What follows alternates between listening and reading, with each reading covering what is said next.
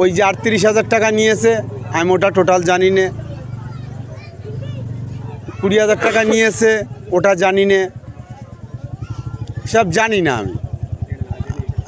আমাকে না জানিয়ে কিছু কিছু কাজ পঞ্চায়েত মেম্বার, আমি এই বুথের, তবু আমাকে না জানিয়ে এইসব কাজগুলো করেছে, দুর্নীতি হয়েছে।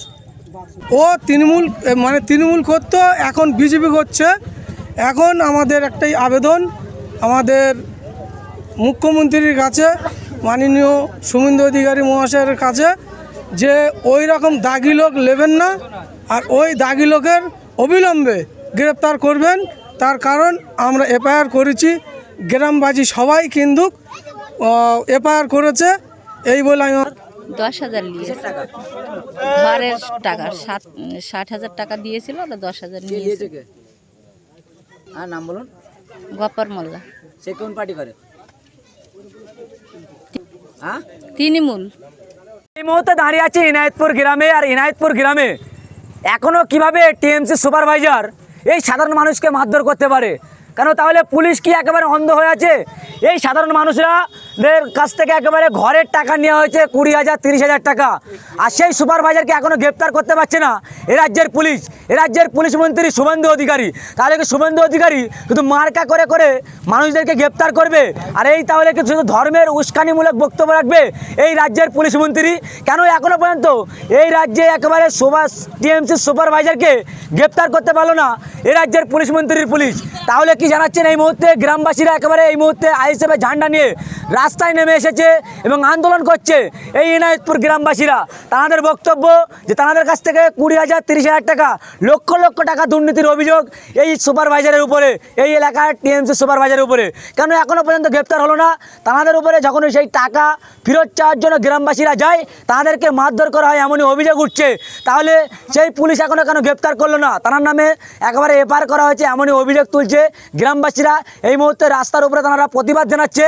কি জানাচ্ছেন গ্রামবাসী এবং এই এলাকার আইএসএফের নেতারা এবং মেম্বার কি বার্তা দিচ্ছেন, দেখতে থাকুন বিস্তারিত খবর আইএসএফ বাংলার।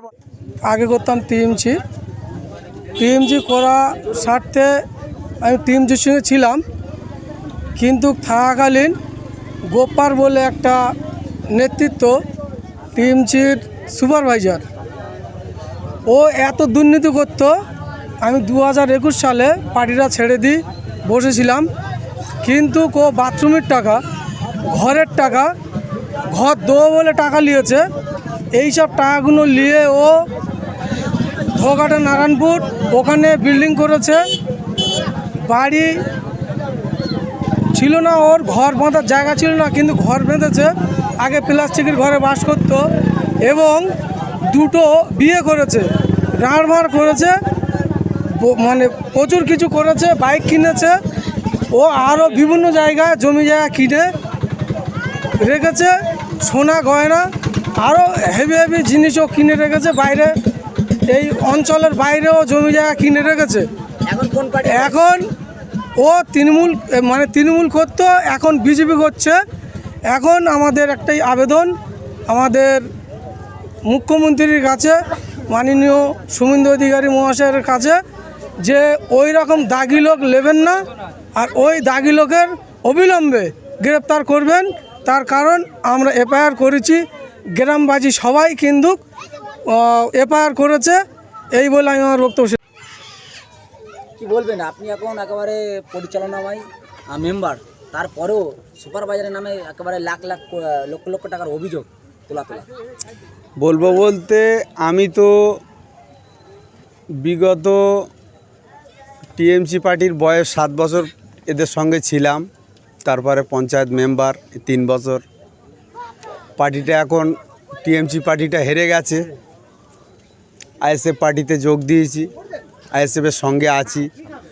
ওদের সঙ্গে উপপ্রধান গঠন হয়েছে, ওদের সমর্থন করেছি, এদের সাথে আছি। এদের কাজকাম ভালো দেখতে পাচ্ছি, বা এদের যে সিস্টেমগুলো খুব ভদ্রত নম্রত ভাইজানের সিস্টেমে চলে।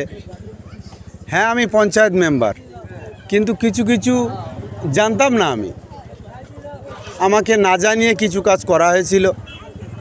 করতো 5,000 টাকা নিয়েছে জানি, ওই যে 38,000 টাকা নিয়েছে, আমি ওটা টোটাল জানি না। 20,000 টাকা নিয়েছে, ওটা জানি না, সব জানি না আমি। আমাকে না জানিয়ে কিছু কিছু কাজ পঞ্চায়েত মেম্বার, আমি এই বুথের, তবু আমাকে না জানিয়ে এইসব কাজগুলো করেছে, দুর্নীতি হয়েছে। বাথরুমের টাকা কিছু কিছু নিয়েছে, নিয়ে সেটা কোন কোন খাতে কোথায় কার কাছে জমা দিয়েছে কি করেছে বলতে পারবো না। কারোর ঘর দেবো বলে টাকা নিয়েছে শুনতে পাচ্ছি এখন, আগে কিছু আমি শুনিনি, জানি না, এখন শুনতে পাচ্ছি পার্টি হেরে যাওয়ার পরে। সেটা তারা বলবে। সেই টাকা ফেরত চাইতে গিয়ে আক্রান্ত হতে হলো সাধারণ মানুষকে, আপনি একটা মেম্বার হিসেবে কি চাইছেন? আর সাধারণ মানুষ হিসাবে আমি মেম্বার হিসাবে বলছি, যদি কেউ টাকা দিয়ে থাকে লিগ্যালভাবে, সে টাকা চাইতে গিয়ে যদি আক্রান্ত হয়, তার দৃষ্টান্তমূলক যেটা আইনত ব্যবস্থা নিলে, আইনের পুলিশ মন্ত্রীকে বলবো, সে যেটা করলে ভালো হয় আইনতভাবে সে দেখুক। আপনার কত টাকা নিয়েছে? 10,000 নিয়ে। কোথা থেকে, কোন গ্রামের বাড়ি আপনার? আমাদের বাড়ি এই তো। গ্রামের নাম কি? এনায়েত আপনার নাম? জমিলা বিবি। কত নিয়েছে আপনার? 10,000 নিয়ে। কিসের টাকা? ঘরের টাকা 60,000 টাকা দিয়েছিল, ওটা 10,000 কে নিয়েছে। নিয়েছে কে? আর নাম বলুন। গপ্পর মোল্লা। সে কোন পার্টি করে? হ্যাঁ, তৃণমূল। আপনার কত নিয়েছে? 60,000 দিয়েছিল, 10,000 নিয়েছে। কে নিয়েছে? টাকাটা দিতে বলেছিল রফিকের হাতে, কোন পার্টি করে? গোপার দিতে বলেছে, আমি রফিকের হাতে দিয়ে দিয়েছি কত? 10,000। কি পার্টি করে কি? ও তৃণমূল পার্টির সুপারভাইজার ছিল। দাদা আপনার কত নিয়েছে? আমার ঘর দেবে বলে 10,000 টাকা নিয়েছিল। কে? গোপার মোল্লা, কোন পার্টি করে? টিএমসি করে। এখন কি চাইছেন? এখন চাচ্ছি, ঘর তো দিল না, টাকাটা ফেরত চাওয়ার জন্যে বলছি। ওনার বাড়িতেও গেছি টাকার জন্যে, বাড়িতে গিয়ে আমাকে ওজন মারধর করে। তার উপরে আমার সত্যি খুবই শরীর খারাপ। তার উপরে আমি ওনার বাড়ি গেছি, বাড়ি যাওয়ার পরে উনি আমাকে মারধর করেছে। তারপরে আমি থানা দ্বারস্থ হয়েছি, থানায় গিয়ে এফআইআর করেছি, ডায়েরি পর্যন্ত করেছি। পুলিশ প্রশাসন কোনো কাজ করছে না। কোন গ্রামে বাড়ি? আমার এনায়েতপুর বাড়ি। ও টিএমসি নেতা গোপার মোল্লা। গপ্পর মোল্লা বাড়ি কোথায়? এই এনায়েতপুর বাড়ি। কত নিয়েছে?